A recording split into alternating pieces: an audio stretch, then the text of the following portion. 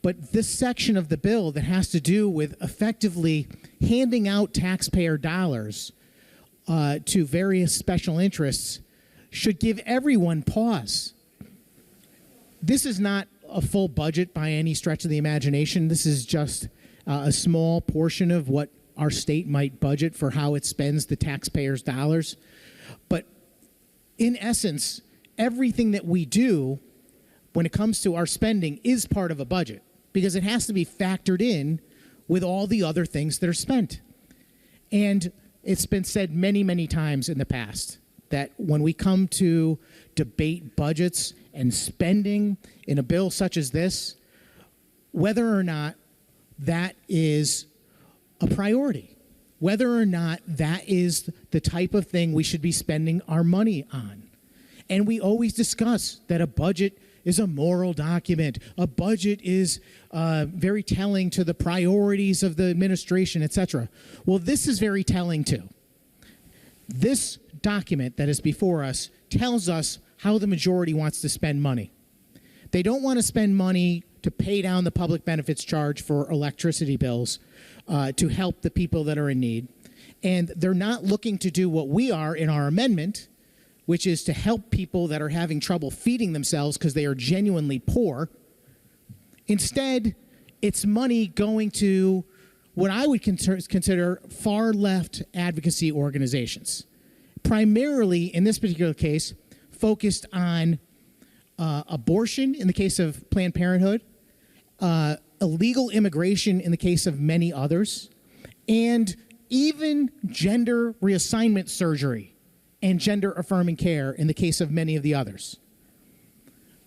I was out of the room for a minute. I think I heard Senator Summers go through and list the names of some of these organizations that are included in the bill. And I'm just going to go through it again because I think it's worthwhile discussing how the majority thinks the taxpayers' money in the state of Connecticut should be spent.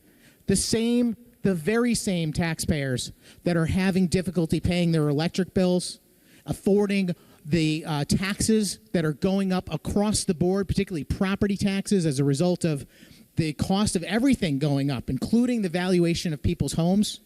I'm witnessing this firsthand. I'm in the real estate industry, and I watch my clients dealing with this. There are people being priced out of their homes, people that bought their homes for an amount which is surprisingly close 30, 40, 50 years later to what their annual property tax bill is. You contrast that with what's going on in Florida. I saw just yesterday, Governor DeSantis is trying to find a way to eliminate property taxes in Florida. These are the conversations I wish we were having here. I wish we were discussing how we're going to get rid of property taxes so that people across Connecticut can live more prosperous lives. That's the goal of what we do here. Find a way to make our constituents more prosperous. Set up a system that is fair, it is equitable, that provides for opportunity to achieve and prosper. That's what the force of government can be for good, not for deciding how taxpayers' money should be funneled to various entities for political purposes.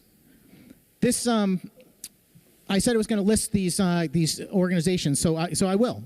And I'm going to start with Planned Parenthood, but I'm going to come back to that at the end because I think that is where the lion's share of this money is going. Out of the $2.887 million that is being expended in this budget document, a good portion of it, 800,000 of it, is going directly to Planned Parenthood. The other Senator Sampson, would you like to perhaps summarize and not read from the text? I think that would be better and in keeping with our rules. Thank you, Madam Chairman, but I haven't read a single thing from the text of the bill. All right, go ahead, sir. I'm speaking from the heart. I have a document with a list of these names. Would it be an objection to list the items that are being spent on as far as this expenditure through you, Madam President? Senator Duff. Thank you, Madam President. We'll stand at ease for a moment. We'll stand at ease, sir. Just to remind the body that in Mason's 112, cannot read even if it is the bill. So we would ask either summarize or do it from the heart or however, but you're not, the rules of the chamber, because we follow Masons, say that you cannot read the bill or read anything else to help in the debate. Thank you. Thank you, Senator Duff. Senator Sampson, please proceed, sir. Thank you very much, Madam President. I will just reiterate for the benefit of the chamber and anyone watching. I've spoken hundreds of times in this chamber, and I have never read anything off a document for the purpose of giving my remarks, including today. I've been speaking from the heart about my concerns about the bill. I am simply suggesting that I would like to list the items that are being enumerated as receiving state taxpayer funds in the bill that is before us. And I really would like a clear answer whether I'm allowed to do that or not. And I would just add to that question, the reason why I want to do it is because, as has been pointed out numerous times today, none of this ever got a public hearing. No one has ever had the opportunity to even hear what these items are. The people that are watching at home have no idea. Through you.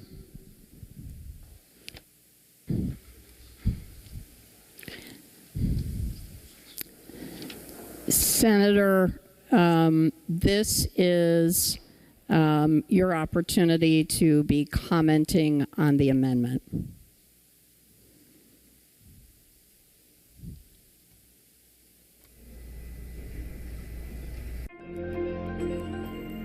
Senator Duff.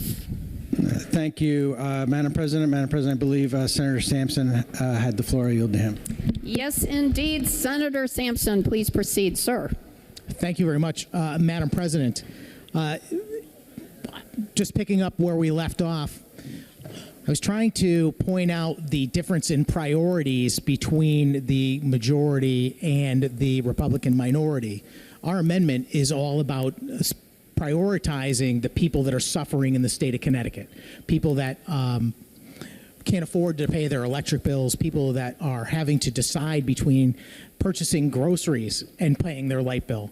And I just found it fascinating that the things that ended up in today's emergency certified bill are not things that people across Connecticut would consider to be priorities. These apparently are priorities, however, for the majority party. And I want to list those items right from the bill as an illustration of the things that they are prioritizing. There is an objection to me reading those items out of the bill. I don't know that there's another way to do it, so I'm going to try and just ask a question about each one. So, Madam President, through you, I'd like to ask the proponent of the bill just to give me a brief understanding of what each of these organizations is and what they do. The first one on the list is the Connecticut Institute for Refugees and Immigrants, and they are supposed to receive $62,500 via the bill that is before us. Through you. Thank you, Senator Austin.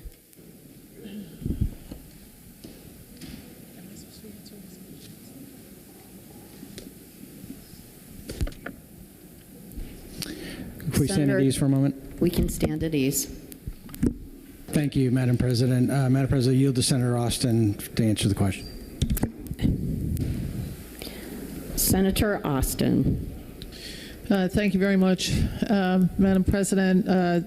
The first item that you talked about is the Connecticut Institute for Refugees and Immigrants. I'm not intimately knowledgeable about this particular organization, but I am on one of the other ones, which does similar work with the Integrated Refugee and Immigrant Services Incorporated. They're similar to each other, and what they do is they help refugees that come in. I akin it to the Afghan refugees who came in and the Ukrainian refugees, where they assist them in housing, getting a job, ELL or English language learning classes, and things along those lines. Through you, Madam President. Thank you, Senator Sampson. Thank you very much for that answer, Madam President.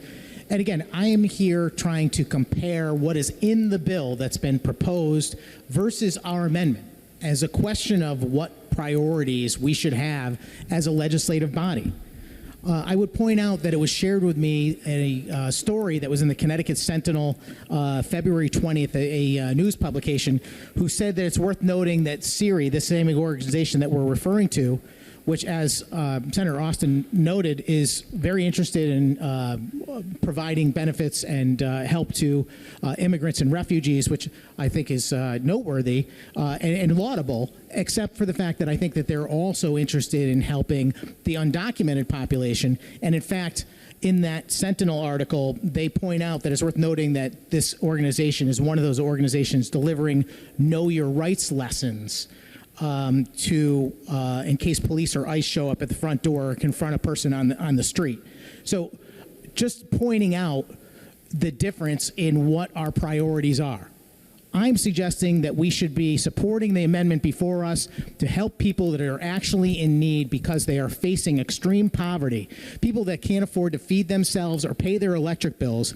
And in contrast, we're giving money from those same taxpayers to benefit organizations that put undocumented persons ahead of Connecticut citizens. The Jewish Family Services of Greenwich is on the list. All of these items, by the way, get $62,500. The Connecticut Immigrant and Refugee Coalition, Inc. is next. Center for Children's Advocacy. Anchor Health Initiative Corp. And then Middlesex Hospital, which I'm going to just bring up for a moment. I have some documentation about Middlesex Hospital.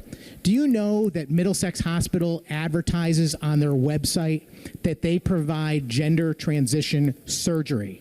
It's right on their website. You could go there right now. They have an entire department dedicated to things like that. And not just hormone therapy, which they highlight, but also gender transition surgery, where they say our surgical specialists bring expertise, experience, and compassion to a host of feminizing and masculinizing surgical procedures for our transgender patients. This is where the majority thinks that that money should go. I disagree. I think it should go towards the items enumerated in our amendment. Again, people that are truly suffering. Triangle Community Center, the Queer Youth Program of Connecticut, Kids in Crisis, Inc., Out CT, Inc., the Bridgeport Pride Center, P-Flag Enfield, Inc., Peer Pride, Inc., the World Health Clinicians, Inc. There are a number of these. They're all at $62,500. Social Environmental Entrepreneurs, Upper Albany Neighborhood Collaborative, City Seed, Building One Community Corp., Havenly, Inc. I'm almost done. The Hartford Gay and Lesbian Health Collective, the New Haven Gay and Lesbian Community Center, Integrated Refugee and Immigrant Services, and Junta for Progressive Action. That's the whole list. Now, I don't have any objection to any of these organizations. They are certainly welcome to exist and practice whatever their desires are, and I support some of their initiatives. The difference is, should we be spending taxpayer money on these things? Is that a priority for Connecticut? And more importantly, for today, when a lot of our conversation has been about what is an emergency, what is a true emergency for the state of Connecticut? I don't see these things as an emergency.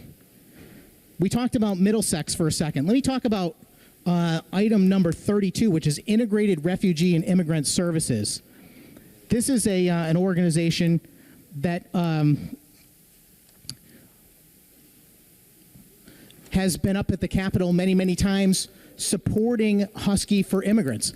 Through you, Madam President, can you, through you to the proponent of the bill, again, relative to our amendment, where we know what LIHEAP does and we know what Meals for Wheels is, can the good chairman of the Appropriations Committee tell us what this IRIS organization in line T32 is going to spend their $225,000 on? Through you.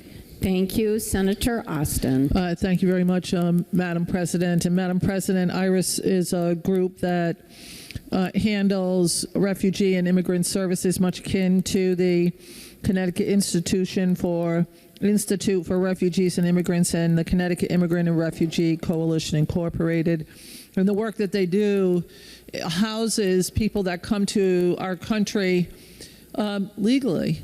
They come as refugees from war-torn areas. And I spoke in favor of supporting our Afghan people coming to this country because their country was in disarray, and they stood by our American veterans. They stood by our American military. They acted as interpreters for our American military and were under direct attack. Ukraine, under direct attack by Russia. Whether people like Russia or they don't like Russia, I don't really care. The fact is that Ukraine is under direct attack by Russia. I have my own opinion on Russia. It has to do with my history.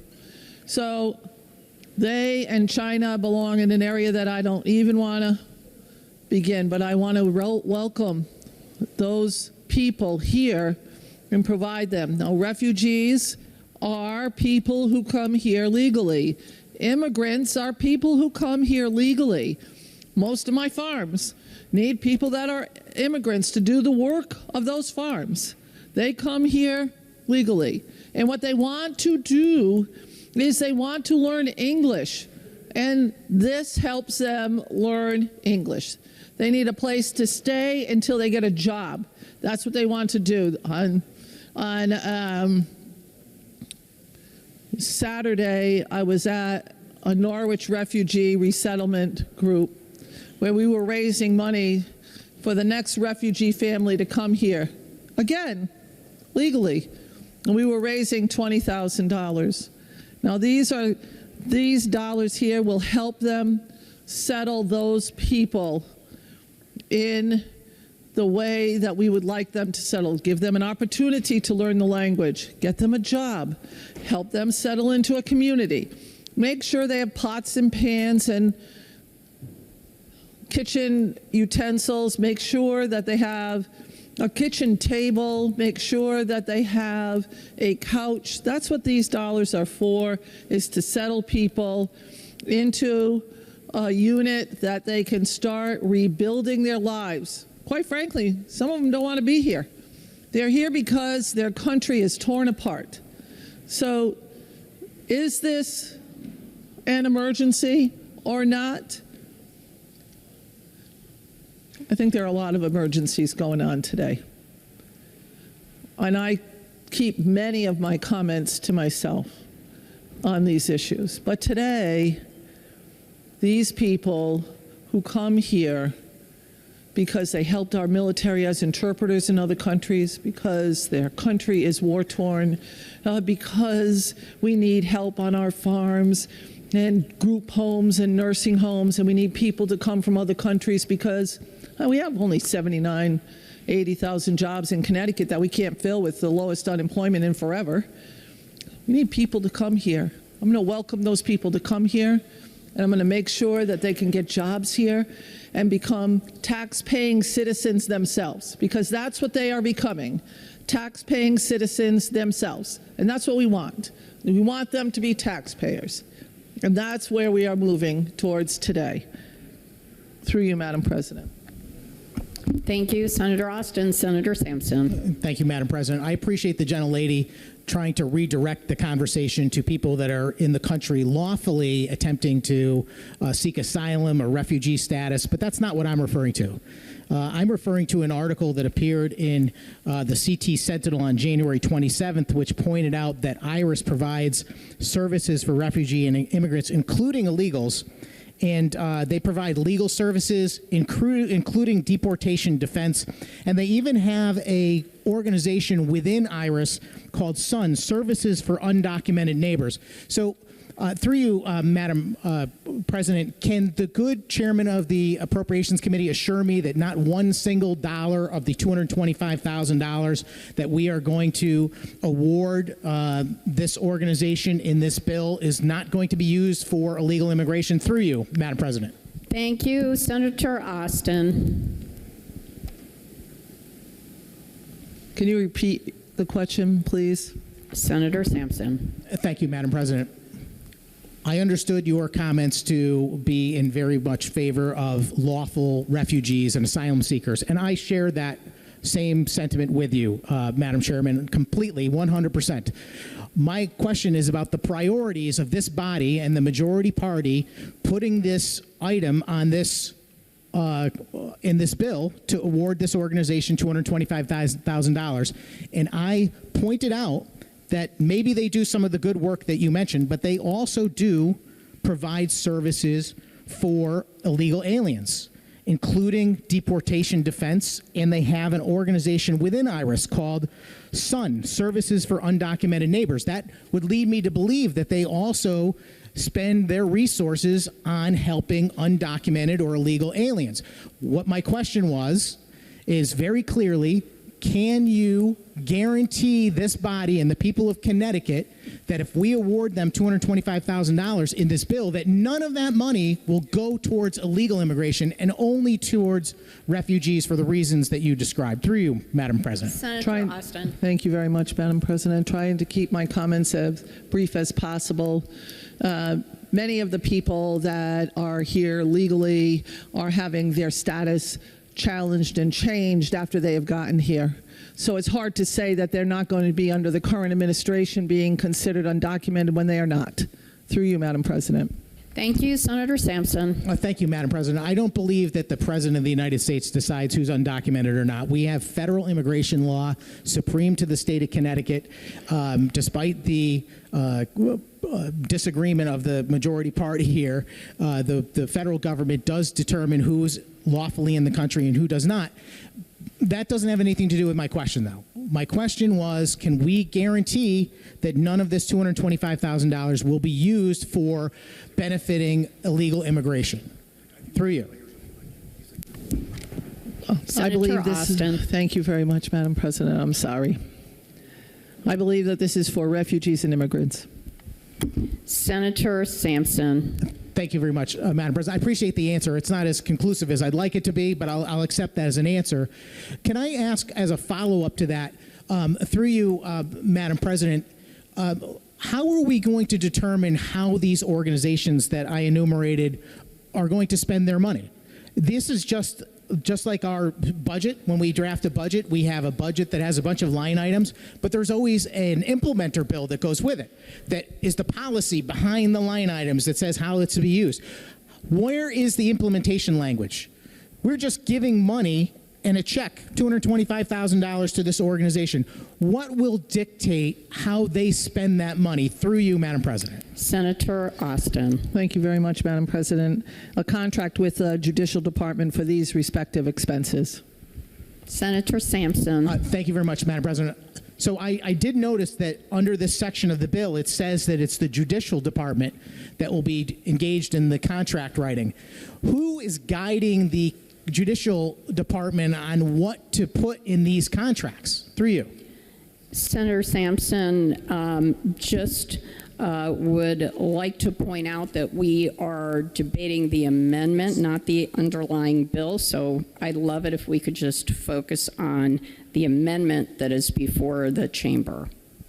Thank you, Madam President. I am indeed focusing on the amendment. This amendment is a debate over whether or not we should spend money on the organizations that I listed versus the organizations in the amendment, which is the Low-Income Heating Assistance Program and Meals on Wheels, in effect. Poor people, for lack of a better term, in the state of Connecticut, people truly in need, versus all of these far-left organizations that are promoting illegal immigration, gender reassignment surgery, and so on. And I'm trying to illustrate that there's real concerns about where this money is going.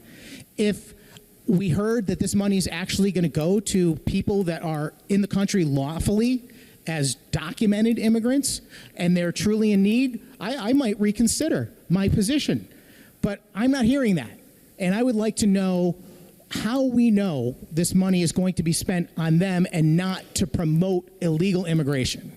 So it is definitely relevant in my view, Madam President.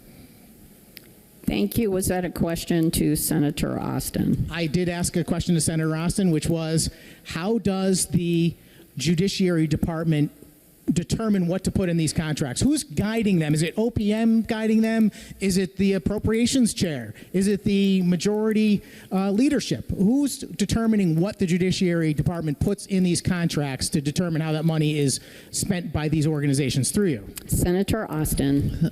Thank you very much, Madam President.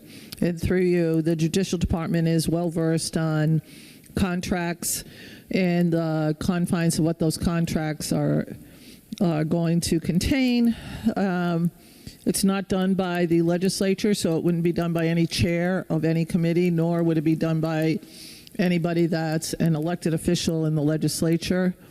And it would not be, I really actually quite forgot what his other, OPM. OPM is a different branch of government, and the Judicial Department would be handling this through you, Madam President. Thank you, Senator Sampson. Thank you very much, Madam President. Well, I appreciate that answer, but I have to tell you it's unbelievably concerning. We're writing blank checks. We're writing blank checks here to all of these organizations, which are activist organizations that engage mostly in issues advocacy. So I'm confused. I mean, we're going to just let the Judicial Department determine what they put in their contract dictating how they can spend the money without any oversight? I mean, we don't do that for any other money that the state gives out. We always have a policy that goes with the line item in the budget. If we have money going to the Department of Agriculture, it says what that money's for. It's for personnel and benefits, and it's for this program or that program. We don't just write a check. So with respect to my earlier question, which was, can we guarantee this money's not going for purposes that are in direct defiance of the federal government, putting our federal benefits and people in the state at risk? You said, yes, we can be sure of that, but I don't know how. If you're not overseeing the Judicial Department and OPM is not, the Judicial Department will simply get to do it on their own, based on their own political views. Is that correct? Through you, Madam Chairman? President, rather? Senator Austin. Thank you very much, Madam President. Madam President, the Judicial Department does not write contracts based on their political bent. I don't even know what their political bent is. And every contract that is written by the Judicial Department is then reviewed by the Attorney General. Through you, Madam President. Thank you, Senator Sampson. Thank you very much, Madam President. I missed the answer because I was having a sidebar, and I apologize. Can I have the answer again? Senator Austin. Thank you. I'll try to regurgitate what I just said. The Judicial Department writes its contracts, and then the contracts are then overseen by, again reviewed by the Attorney General. I do not know the Judicial Department's political bent. I don't know that they have one. And that would be through you, Madam President. Thank you, Senator Sampson. Thank you, Madam President. I'll just a final question on this thing. So I'm surprised to hear that the Attorney General is the final arbiter of what should appear in these contracts. I'm curious to know what authority he has to determine how the taxpayers' money is spent. I thought that was the purview of the legislative body. I thought it was the purview of the Appropriations Committee. I thought that the chair of the Appropriations Committee would be very concerned about how this money is spent and want to dictate exactly how these organizations are to spend it. But what I'm hearing is that these organizations are going to be given effectively blank checks, and that the Judicial Department will write the contract determining how they can spend their money with no direction that I can surmise from any of our conversation, and that the Attorney General will ultimately approve it. That does not sound like the people of Connecticut are going to be represented in that discussion. Can I just ask a final question about this? And again, this all goes back to our amendment. The amendment is about comparing what we should spend our money on. Should we spend it on Meals on Wheels and low-income heating assistance, or should we spend it on this stuff? These organizations with the spending. So I guess the question is just really, we don't know how it's going to be spent. That's quite clear. Will it ever become public? Will these contracts be available in a few weeks or so after this money is awarded, so that the people of Connecticut can look back and see how their money was spent? Through you, Madam President. Thank you, Senator Austin. Thank you very much, Madam President. The legislature does not review contracts, not ever. We get to look at them like anybody else can look at a contract, but we don't review those contracts. And the Attorney General reviews every single contract that is approved by the legislature as the final arbiter of those contracts. Through you, Madam President. Thank you, Senator Sampson. Yeah, thank you very much, Madam President. I appreciate that answer. It doesn't go to the, I mean, I understand the process. The point of my question was we're entrusting the Judicial Department and the Attorney General, who ultimately signs off on it, to make the policy, because we have not stipulated a policy, and that's our job. When we create an appropriation, it has to come with policy. You just don't award Rob Sampson $225,000, and you just don't award this organization $225,000 without saying what it's for. You have to put policy behind it. Otherwise, there's no guarantee of how it will be spent, or whether it will be spent in the best interests of the citizens of Connecticut. And I'm shocked that this body is willing to advance a bill with emergency certification without a public hearing, where all this, by the way, would have been discussed. I'm trying to do the job of the whole public hearing right now, to get this in the air, to discuss the shortcomings of the bill that is before us. I'm flabbergasted, to be honest with you, Madam President, that this is the way this is being done. I have just one more thing to say before we go to the amendment. Thank you, Senator Duff. Thank you, Madam President. Stand at ease, please. We will stand at ease. Yeah, so we covered all of those line items but one. The one that I left for the end was to just discuss the amount that is going to be reserved for Planned Parenthood, which is $800,000. And look, I know Planned Parenthood is a controversial organization. Certainly there are people on all sides of the abortion debate that make an issue of what they do. And I don't doubt that they perform a lot of other services that are certainly beneficial to society. But I have a few questions about this particular money, this $800,000, and how it's going to be spent. Through you, Madam President, again to the Chairman of the Appropriations Committee, and again to illustrate priority versus priority, can we determine how this $800,000 will be spent by Planned Parenthood? Is it the same mechanism? The Judiciary Department will write the contract, and then the Attorney General will sign it, and we have no policy to govern how that money will be used. Through you, Senator Austin. Thank you very much. This is through the Department of Public Health for Community Health Services. Thank you, Senator Sampson. Thank you very much, Madam President. I didn't hear any policy in there that dictates how they're going to use their money. Would Planned Parenthood, by virtue of this contract with the Judiciary Department, be prohibited from spending that money to facilitate abortion services? Would they be prohibited for using it for issues advocacy, for example? Through you. Senator Austin. Thank you. This through the Department of Public Health for Community Health Services would be related to community health services, reproductive health issues, checking people for cancer, UTIs,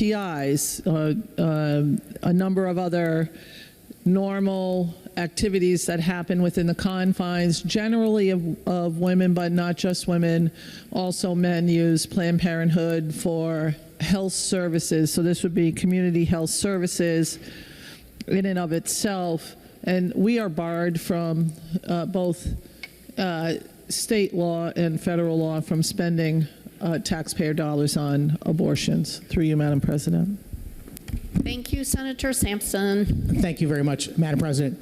This has been a trying debate for all the parties concerned, so I won't press the issue, but I will point out that there was no clear answer that I heard that said that this money will not be used for things like issues advocacy. The fact of the matter is that money is fungible.